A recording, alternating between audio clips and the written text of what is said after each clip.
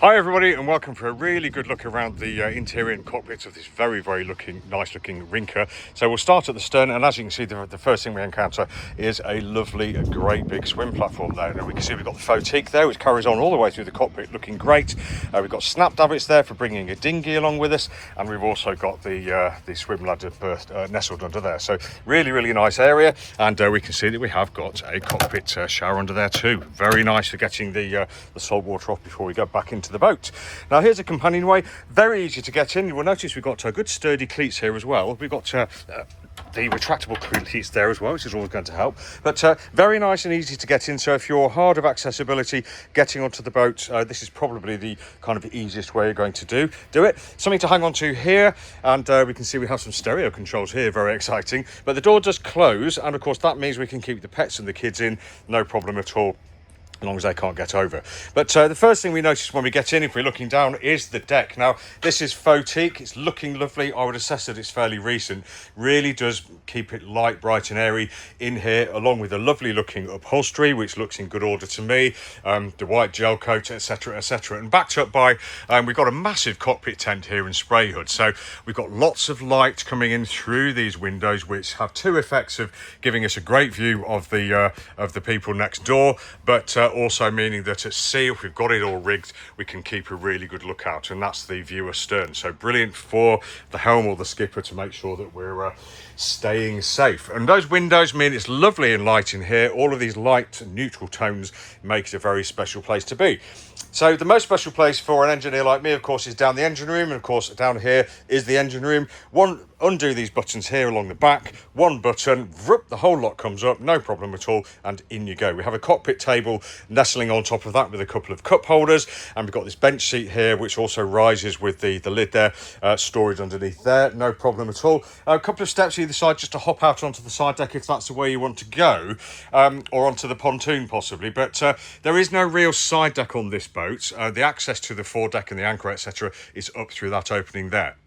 So you may wonder why that is. Well, that means that we've got a lot more room inside. So it means that the interior of the cockpit is probably 6 inches to a foot wider than it normally would be. So that's why we're feeling so roomy in here. And of course, that also articulates and illustrates that we can wind up various panels within this cockpit tent to allow the ventilation and cooler air through, which is what I've done on a really sunny, hot day like today. So to access to the foredeck, we're going up and through the screen there, which just folds back, and through the rolled up section here. And we can also see we've rolled up this area here, but we could roll up the whole back if we wanted to let even more air through. Very flexible indeed. I noticed we have a couple of stereo speakers here. We've got two more forwards as well, and there are more downstairs. So this boat is very well kitted out with music. But this is a very nice area for forward facing entertaining. You can see over here we've got a little galley unit. We've got, I think this is a powered cool box to be confirmed, but we've got a bin section here. We've got a sink here for washing, and somewhere to chop, etc. So we can really keep our guests entertained here, no problem at all looking great. And moving forward to the front end of the cockpit, lovely companionway through, which opens out into a nice lobby here. Plenty of room to stand and talk to the helm, or sit and have a chat here, etc.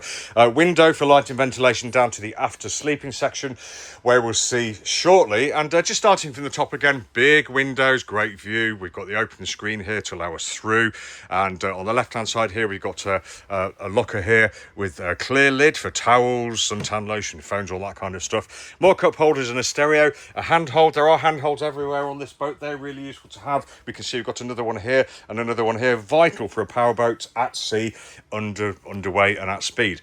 Here's the helm section. So this is where you're going to be sitting driving. Nice big kind of 1.5 seats really. You could probably perch yourself and a child next to you if you wanted to. We've got this seat here, which lifts up to allow us to sit on our bum a little bit, well, to stand and sit on our bum to give that slight more height as we're looking out of the front. But if you want to relax a little bit more, that can go down as it is. We have the throttle and the Volvo EDC gear on the outboard side there. We have got wheel steering. We've got a low wrench unit here and a Garmin there. Engine control and instrumentation, electrical panel here. We've got trim control over there and the VHF radio down there. And of course, all finished off by the bow thruster, just to give you that little helping hand in and out of the berth. No worries at all. All looks in great shape to me. Yeah, absolutely fantastic. As does the upholstery. This boat does seem like she's been looked after to me. So let's go down below, and to get down there we have to go through this companionway, which just closes very easily like that, opens very easily. So once it's open, it's not going to be flapping everywhere, it's out of the way. Handhold to take us down, which is lovely. And once we're in, this is the view that we get. Apart from me in the mirror, you can see on the port hand side here, we've got the galley moving forwards, we've got the saloon, and to the starboard side we've got the heads, where I'll show you in a minute. So let's just start here. And so we've got the starboard side of the saloon here, lovely big locker here, another locker here, and a stereo up there. The headlining all looks really good. We've got a hatch here with which we can open for ventilation, and has insect screen on it too, as do all of the other windows as far as I can see. We've got opening portholes there. Love that. We can see the fender just going backwards and forwards. Really tells us you're on a boat, if you didn't know already. Great upholstery. So we've got sofas to starboard all the way around to port here. We have a big infill here as well, so this makes into a massive great big double bed as well. Nice saloon table, looks in great shape, and we can see we've got stereo speakers on the forward bulkhead either side of the mirror. Port and starboard, we've got lovely great big fiddle shelves as well, so there really is lots of room down here. And the forward end is just a raised upper step, as you can see. One presumes there's a bit of storage beneath there. It may well be the bow thruster machinery, but we'll check that out. But if I just move forwards and look back, we can see we've got this lovely great big lobby here. As we come down the companionway, nice easy steps to get down, carpeted, something to hold on to as well if we're bumping around a little bit. And because this area isn't filled in, these steps are open, it means that this sleeping area there is still connected with the main accommodation, and we'll let more light through as well, which I really like. Before we do this part, let's have a look through this door. Big mirror there for you.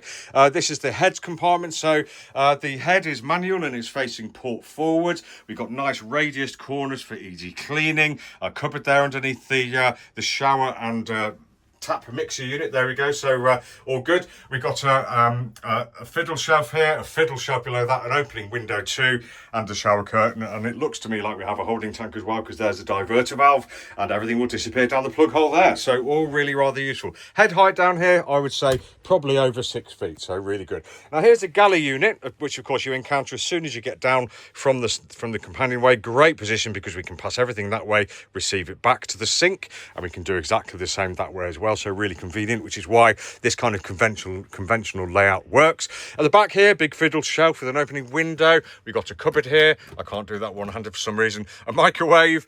We've got the sink with running water there, and this stove here will work under shore power when you're alongside plugged in, and at sea becomes, by the looks of it, an alcohol or spirit stove. Fridge underneath, and another cupboard underneath. And just moving backwards, you can see this carpet looks good as well. We've got a big cupboard here for your bits and pieces. Loads of room in there. The electrics panel and a small flat screen on the after bulkhead there, all looking great. So to go to sleep in the after compartment, it's not quite a cabin because there's no door here, but we do have a curtain there for a bit of privacy. On the port side, lovely to spot the anti-condensation heaters up there on quite a big fiddle shelf there. We've got cupboardry, we've got shelves that are fiddled, and here's the bed. Nice and wide, nice and long, goes with thwartships. That's the infill cushion for the forward saloon, and I think I just need to confirm that both these cushions belong up in the cockpit, probably to make another berth up at the back end, but yet to be checked out. So that is the interior and the cockpit of this Rinker. She seems like a lovely boat, very nice and clean, smells great. I haven't seen any evidence of any damp either. So if you like any more details, go to boatshedbrighton.com for lots more pictures, videos and virtual reality. Have a great day.